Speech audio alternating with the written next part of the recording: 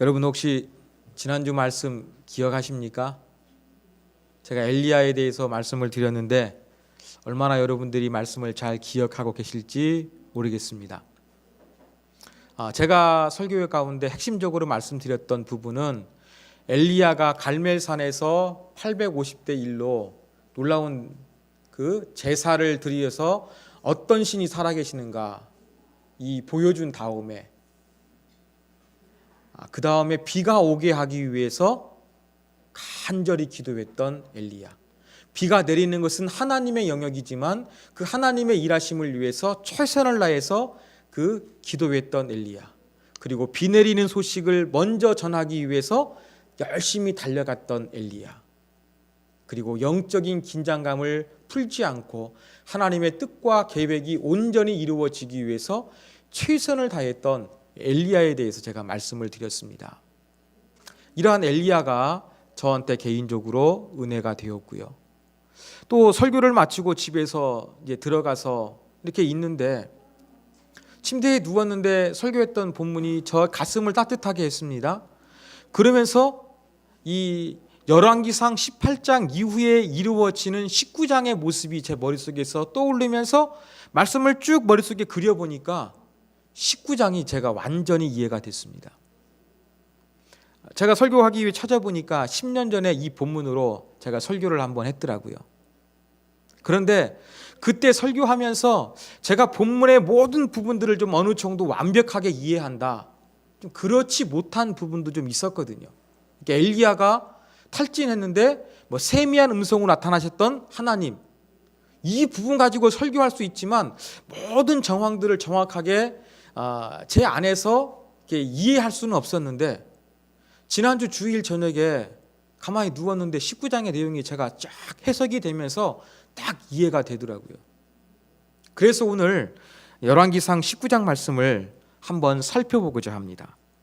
여러분 18장의 엘리야와 오늘 본문의 19장의 엘리야는요 너무 모습이 다릅니다. 정말로 열정적이고 최선을 다했던 엘리야의 모습이 18장에 기록되어 있다고 한다 그러면 19장의 엘리야는 한없이 나약하고 수동적인 엘리야의 모습이 기록되어져 있습니다. 19장은 이렇게 시작합니다. 그 이스라엘 궁전으로 비를 맞으며 돌아오는 그 아합 왕을 우리가 살펴봤습니다. 드디어 궁전에 도착합니다. 그를 맞이하는 왕비가 있었는데 그의 이름은 이세벨이었습니다.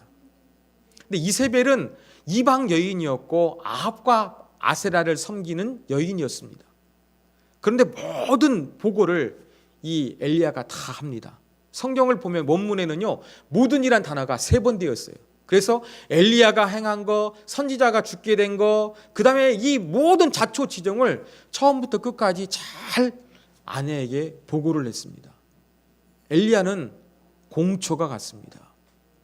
여러분 이런 얘기가 있습니다.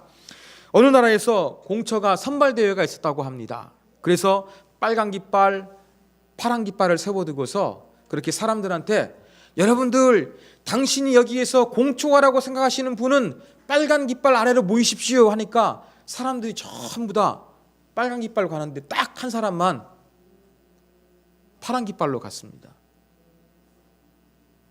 심사하는 사람이 물었습니다. 여보슈 왜 당신만 혼자 거기 서 있슈? 이렇게 물었습니다. 그러니까 저는 제 아내가 사람 많은 곳에는 가지 말라 그래가지고 여기 있습니다. 이렇게 이야기하더랍니다. 이러한 수준의 공초가 했던 것으로 보입니다. 영적으로도 이방 여인의 영향을 받았던 사람이 바로 아합 왕이었습니다. 이 이세벨이 들을 때 자기가 믿는 종교의 바알과 아세라의 선지자가 전부 다 죽임을 당했거든요. 화가 치밀었습니다. 어떻게 합니까? 사람을 보냅니다. 엘리야에게 이야기합니다.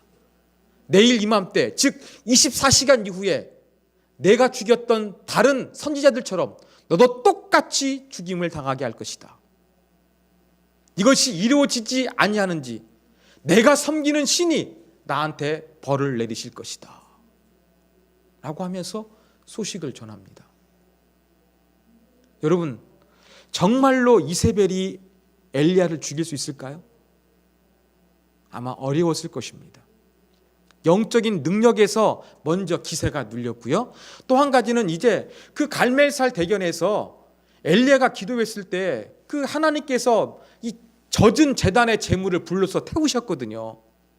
그 사람들이 이제 살아계신 하나님을 다시 한번 경험하게 된 거예요. 근데 여론이 엘리야의 편이었습니다.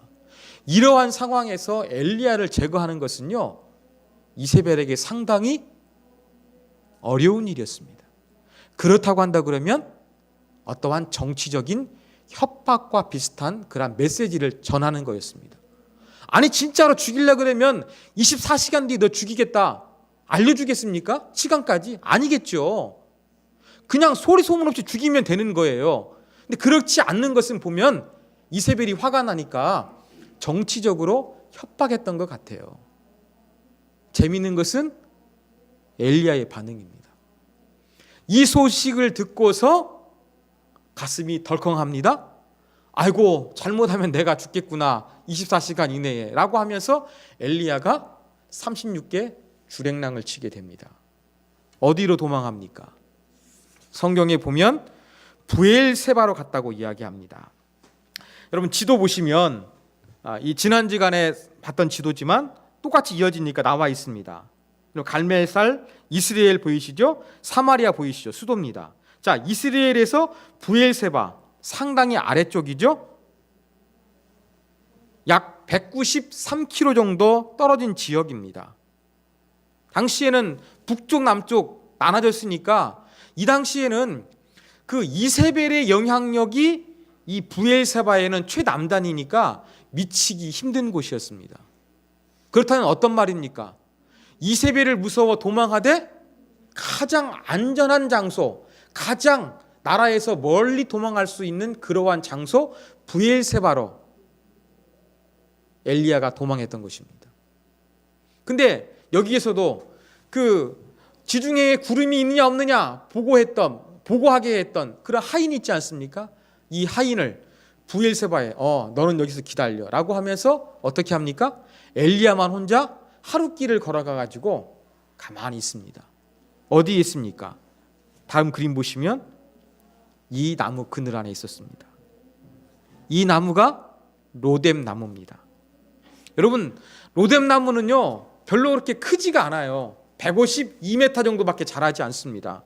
보시는 것처럼 나무 줄기가 조금 더 이렇게 좀 자라나고 그 위에 잎사귀가 좀 퍼져 있을 때 우리가 쉴만한 그늘이 되는데 이 로뎀 나무는 보시다시피 사람이 충분히 쉴만한 그늘막을 제공해 주지 않습니다. 그런데 이러한 그 가시 넘불과 같은 로뎀 나무에 누워가지고 잠을 자는 거 얼마나 처량한 엘리야의 모습입니까? 여기서 엘리야가 누워가지고 잠을 잤습니다. 얼마나 잠을 잤는지 모르지만 갑자기 하나님께서 이제 천사를 보내십니다. 그 전에 제가 설명드리겠습니다. 자, 이렇게 잠을 잡니다. 그러면서 엘리야가 하는 말이 무엇이냐면 4절에 보면 나는 내 열조보다 낫지 못하니이다 라고 이야기합니다. 이 자신의 사역에 대한 평가죠. 내가 내 조상들보다 어떠한 능력이 없고 부족해가지고 지금 이렇게 이세벨의 생명의 위협을 느껴서 도망자의 신분인 천양한 신사가 되었습니다. 아주 단순하게 말하면 나는 실패자입니다 라고 하면서 그 천양한 로뎀 나무에 잠을 청하게 되는 것입니다. 어쩌면 엘리야는요 지난 시간에 말씀드렸던 것처럼 자기가 할 수 있는 최선의 노력을 다해가지고 여호와의 신앙으로 부흥되는 이스라엘을 꿈을 꿨습니다. 우상을 버리고 하나님께로 돌아오기를 엘리야가 간절히 기도하면서 할 수 있는 최선을 다했어요. 그런데 자기에게 돌아오는 건 뭐예요? 생명의 위협이었습니다. 그래서 엘리야가 내가 이렇게 열심히 노력했지만 내가 노력한 것이 수포로 돌아가는구나. 영적인 무기력과 허무함과 이 최선을 다했음에서 오는 탈진 상세 때문에 지금 로뎀 나무 아래서 죽기를 간청하고 있는 그러한 모습을 보여줍니다. 여기에서 누den나무 안에서 엘리야가 잠이 듭니다. 그때 하나님께서 천사를 보내시죠. 5절 보면 이러한 구절이 있습니다. 천사가 그를 어루만지며 그에게 이르되 일어나서 먹으라. 자, 먹기 전에 뭐 했습니까? 어루만졌죠. 여기에서 어루만지는 것은요, 잠자는 애 깨우기 위해서 야 일어나 탁탁탁 잠이 깰 만하게 강하게 때리는 것이 아닙니다. 원어에 보면은요, 효과를 느끼도록 두드리다 치다라는 이야기입니다. 무슨 말입니까? 이것은 잠을 깨우기 위해서 만진 것이 아니라 엘리야가 영적으로 심적으로 지쳐 있으니까 이 육체를 회복할 수 있도록 도와주기 위해서 만졌다는 이야기입니다. 쉽게 말하면 지금 심신이 지쳐서 탈진해 있는 이 엘리야를 천사가 사랑의 마음으로 마사지를 해줬다는 이야기입니다. 그리고 하니까 음식을 주었습니다. 음식을 받아 먹습니다. 물도 마셨습니다. 그 다음 어떻게 하느냐? 엘리야 다시 누워서 또 잡니다. 다시 천사가 어떻게 합니까? 다시 이제 또 만집니다. 계속해서 또 마사지 해주는 거예요. 그리고 먹을 것을 줍니다. 그리고 내가 길을 떠나야 되면 기운을 차려야 되지 않겠느냐. 어딘지는 모르지만 지금 노덴나무 아래에 엘리야가 있을 것은 아니라는 것을 천지사가 이야기해 줍니다. 그러니까 엘리야가 이제 음식을 먹고서 기운을 차려가지고 일어납니다. 길을 갑니다. 어디로 갑니까? 여호와의 산 호렙산으로 갔습니다.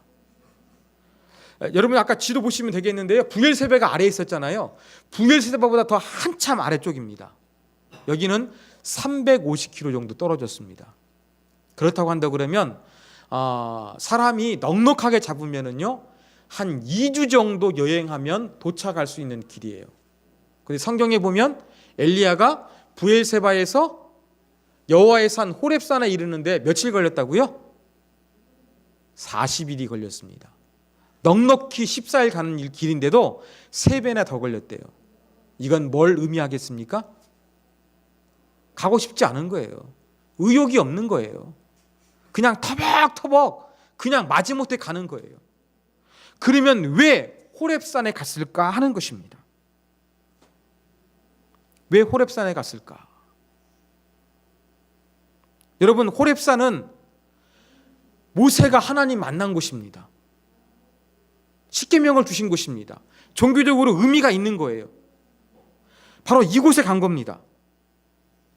호렙산에 도착한 엘리야 동굴에 들어갔습니다. 여러분 막 지치고 피곤한 사람들은 숨어서 동굴에 있어요. 안 나오죠. 엘리야 똑같은 거예요. 이 동굴 속에 있는 엘리야에게 하나님 부르시죠. 같이 한번 읽습니다. 시작. 엘리야야 내가 어찌하여 여기 있느냐. 여러분 이 말이 좀 부정적으로 들리죠? 근무지 이탈이다. 내가 지금 해야 될 사역과 사명이 있는데 왜 여기 있느냐. 하나님 마침 이렇게 말씀하고 계시는 것 같아요. 그때 드디어 엘리야가 대답을 합니다. 천사가 나설 때는요 엘리야는 한마디를 안 했어요. 수동적이었어요. 누군지 어디에서 왔는지 왜 왔는지 전혀 안 물어봐요. 먹을 것만 받아 먹는 거예요. 수동적이었어요. 침묵하던 엘리야가 드디어 10절 입이 열립니다. 같이 읽습니다. 시작. 만군의 하나님 여호와께 열심히 유별하오니 오직 나만 혼자 남았거늘 내 생명을 찾아 빼앗으려 하나이다. 하나님께 드디어 이제 속에 담겨진 이야기를 발산하기를 시작합니다. 내가 하나님께 열심히 유별했다. 열심히 특별했다는 이야기예요.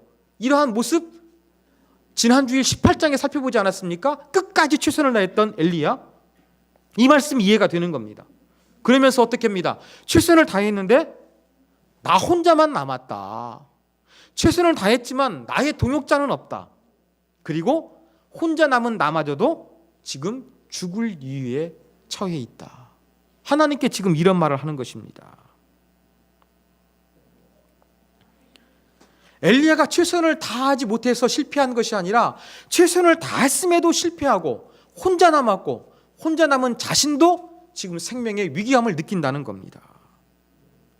그래서 엘리야가 지금 모세가 사역을 시작했던 호렙산에 온 것은요, 어쩌면 선지자직을 사표내기 위해서 왔던 것으로 보입니다.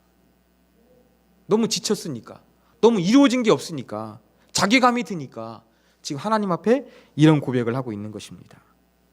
자, 이러한 엘리야에게 하나님 뭐라고 말씀하십니까? 11절.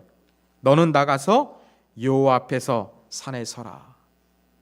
그 동굴 속에 숨어 있는 엘리야, 하나님께서 불러내십니다. 새로운 환경을 하나님께서 제공해 주신 거예요. 이제 동굴에서 나온 엘리야는 하나님을 만납니다. 자, 여러분 잘 아시는 구절이죠.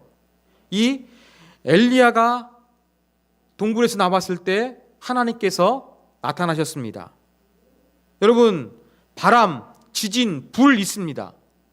구약에서 이러한 현상들은요, 하나님께서 나타나실 때 수반되는 현상들이었어요. 불, 바람, 지진 같은 게 있다는 것은 하나님이 임재하셨다는 증거예요. 그런데 거기 하나님이 계시지 않는 거예요.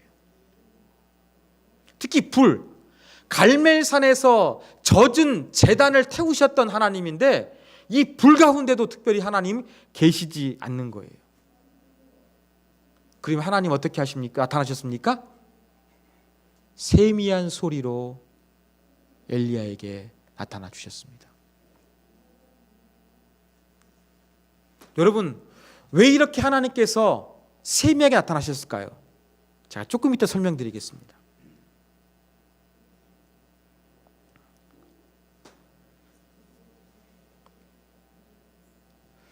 여러분, 다시 하나님께서 세미한 음성으로 나타나신 다음에 엘리야에게 또 묻습니다. 13절, 너 여기 왜 있니? 대답, 아까 읽었던 말씀과 똑같습니다. 여러분, 지금 세미한 음성으로 나타나시기 전에 하나님이 질문하신 것과 그 다음 질문 똑같고요, 엘리야의 대답도 세미한 음성 전과 후가 똑같습니다. 아무런 변화가 없네? 이렇게 보이시죠? 변화가 없어요. 그런데 하나님은 그 이후에 보면은 하나님은 엘리야에게 사명을 주시거든요. 어떻게 해석해야 될까요? 변화가 없는 게 아니에요. 세미한 음성이 키포인트입니다.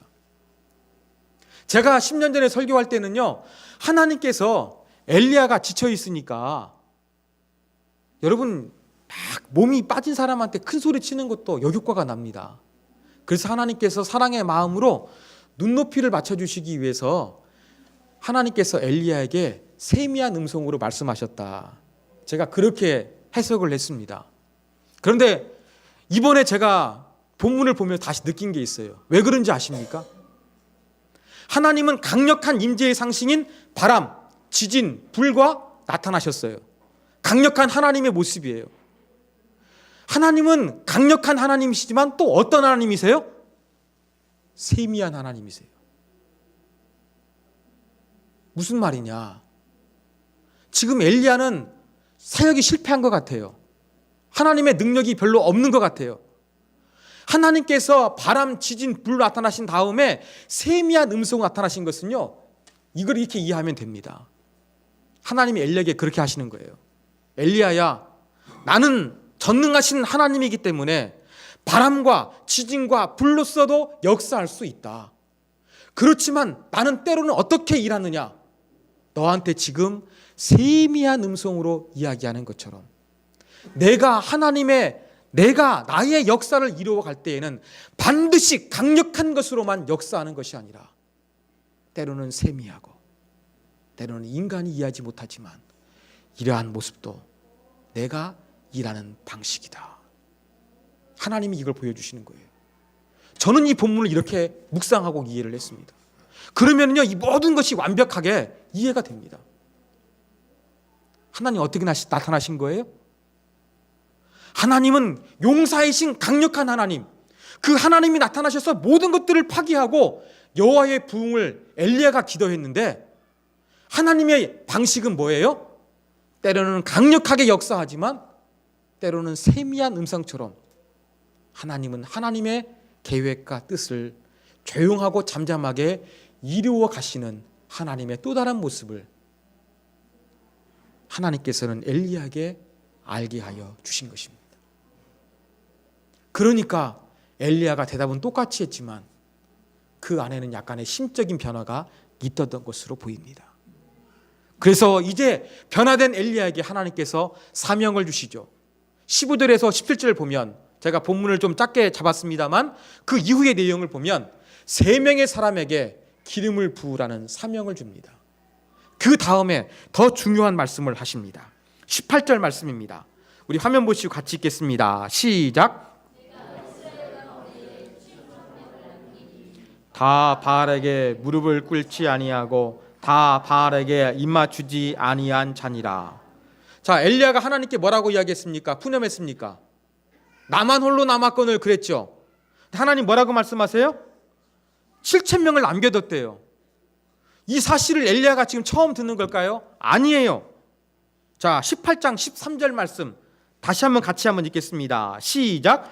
이세벨이 여호와의 선지자들을 죽일 때에 내가 여호와의 선지자 중에 100인을 50인씩 굴에 숨기고 떡과 물로 먹인 일이 내 주께 들리지 아니하였나이까. 이 대화는요, 그 아하방의 내궁 그 신하인 오바댜하고 선지자 엘리야의 대화예요. 오바댜가 뭐라고 이야기합니까? 내가 선지자들 50명씩 숨겨 주었다. 이 이야기를 엘리야 당신이 듣지 않았느냐? 그러면 지금 바알에게 무릎 꿇지 않는 사람 100명은 있는 거예요. 그런데 지금 엘리야는 이것을 어때요? 완전히 잊어버린 거예요. 왜요? 탈진하면은요 잊어버리는 거예요. 옛날 게 기억 안 나요. 지금 내가 너무 힘든데 과거의 것이 기억 안 나는 거예요. 현재 힘든 걸 가지고서 모든 걸 해석하다 보니까 모든 게 아무것도 없는 것 같은 거예요. 지금 엘리야의 심정이 이러한 심정이었습니다. 최소한 100명은 지금 하나님께 무릎 꿇지 않은 사람이 있다는 것을 엘리야가 알고 있는데 하나님 어떻게 말씀하십니까? 엘리야야, 너 틀렸다. 오바다가 옛날에 이런 말 하지 않았느냐? 너 왜 그거 기억 못해? 하나님 책망하십니까? 지적해 주십니까? 가르쳐 주십니까? 아닙니다. 100명이 아니라 오히려 더 많은 7, 완전수, 더 많은 신실하게 섬기는 하나님의 사람들이 7,000명이나 있다는 것을 하나님께서 말씀하셔서 더 풍성하게 엘리야를 위로해 주시는 하나님의 손길입니다. 엘리야의 오해, 엘리야의 무능력, 엘리야의 착각, 하나님 이런 거 지적 안 하세요.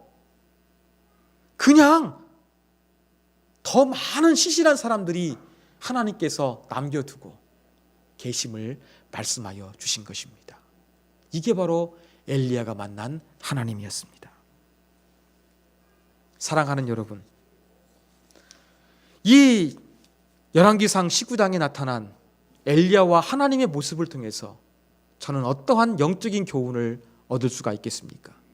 저는 3가지를 말씀드리고 싶습니다. 첫째, 엘리야처럼 하나님 앞에 최선을 다했노라고 당당하게 말할 수 있는 저와 여러분이 되었으면 좋겠습니다. 제가 지난 시간에 말씀드렸죠. 그 영적 긴장의 끈을 풀지 않고 최선을 다했던 엘리야. 인간은 언젠가 탈진이 옵니다. 육체의 한계가 있으니까요. 그러면서 엘리야는 탄칠 상태에서 하나님 앞에서 뭐라고 이야기합니까? 하나님을 향해서 내 열심이 유별났다. 그렇게 자신 있게 이야기하고 있습니다. 또 우리가 지난 주일과 이번 주 살펴보니까 엘리야는 정말로 성실하게 주님의 일을 담당했거든요. 사랑하는 여러분, 정말로 우리 안에도 이러한 최선을 다하는 신앙, 최선을 다하는 삶이 있습니까? 내가 하나님 믿는다고 하면서 하나님 알아서 해주시기 하면서 우리는 게을러 피고 있지 않습니까? 내가 믿음이라고 하면서 나는 최선을 다하지 않는 삶, 하나님을 핑계대는 삶, 혹시 그러한 삶을 살고 있지 않습니까? 엘리야를 통해서 우리가 배워야 됩니다. 신앙이란 무엇입니까? 하나님을 믿는다고 내가 아무것도 안 하는 게 아니에요.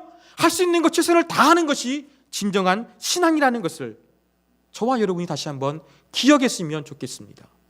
하나님을 믿어도 여러분이 할 수 있는 거 정말로 최선을 다하십시오. 그래서 하나님 앞에서 하나님, 내가 최선을 다했습니다, 당당하게 엘리야처럼 말할 수 있는 저와 여러분이 되기를 소망합니다. 두 번째 교훈입니다. 하나님은 지치고 탈진했을 때에 우리를 이해하시고 회복시켜 주시는 하나님이라는 것입니다.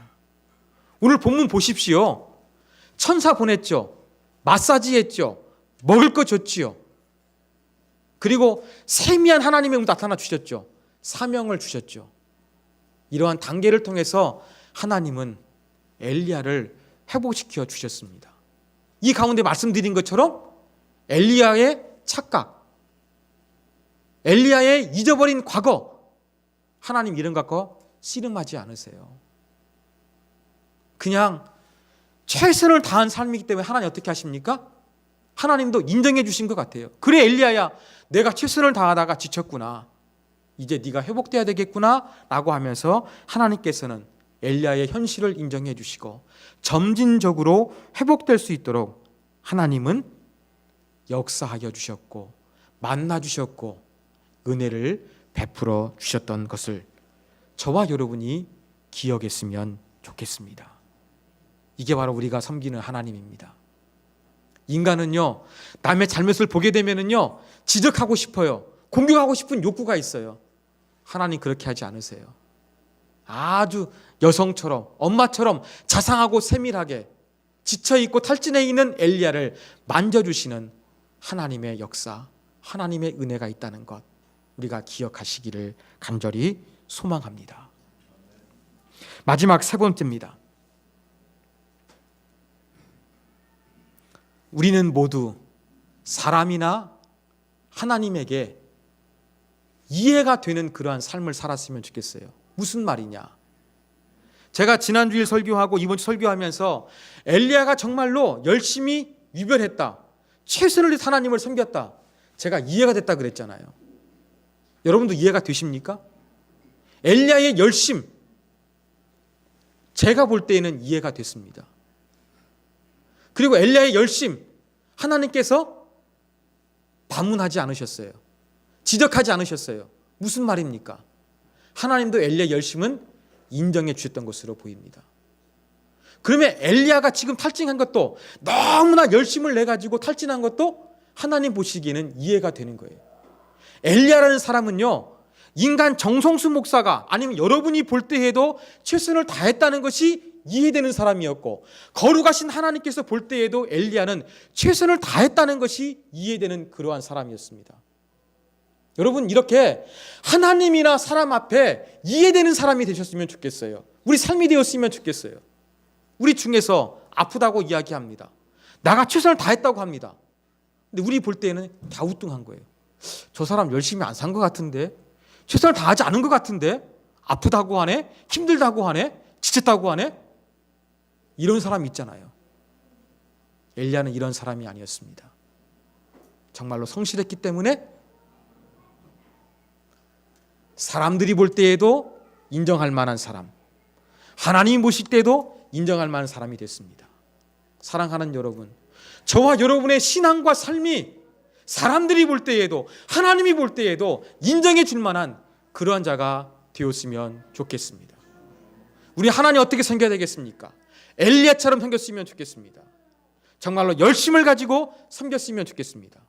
또 지칠 때에는 하나님께서 지친 대로 위로해 주시는 하나님이십니다. 여러분, 최선을 다하지 못한 자 있습니까? 최선을 다하십시오. 엘리야처럼 최선을 다하십시오. 혹시 우리 중에 엘리야처럼 지쳐 있습니까? 걱정하지 마십시오.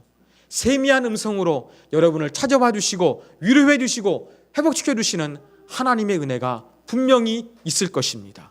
최선을 다하지 못한 자 최선을 다하시고, 힘을 내지 지쳐 있는 자 하나님 안에서 위로를 받으시는 저와 여러분이 되기를 주님의 이름으로 부탁드립니다.